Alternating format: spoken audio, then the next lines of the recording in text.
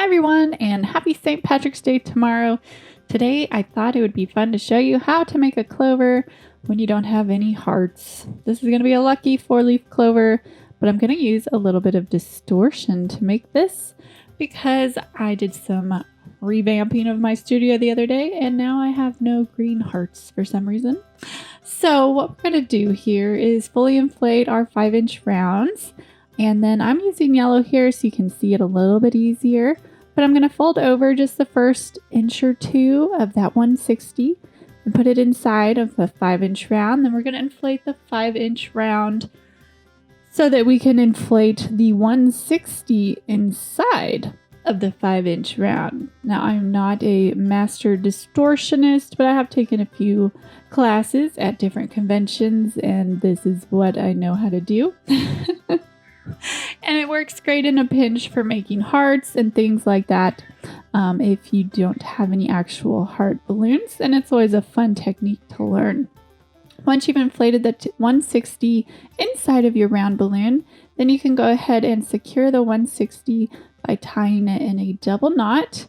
The 5-inch round here has not been tied, so we can still get squeeze all the air out of that 5-inch round, and you can kind of see the 160 shape inside of it.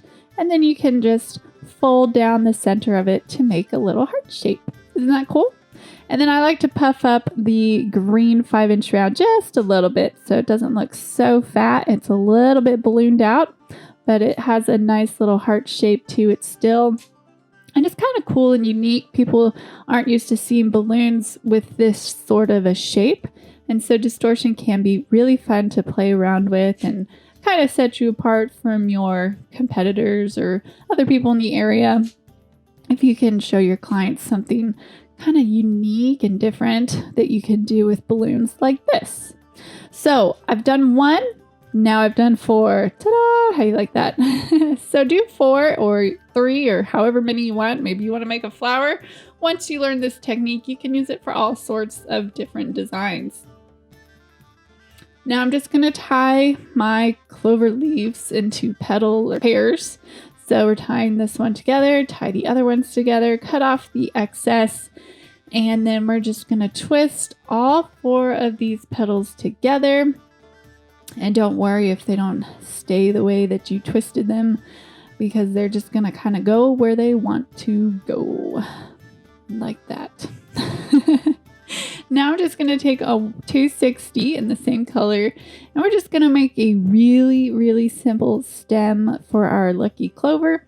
And then you can use this anywhere. I actually put some on my windows last year to decorate the neighborhood. So that might be a fun idea for you. So I'm making 2 very big, fat, large pinch twist. They're not quite loops, but they're very large for pinch twist. And we're just going to get our clover leaves right in the center of those 2 pinch twists. So I like to switch the petals so that I'm sure that they're locked in there.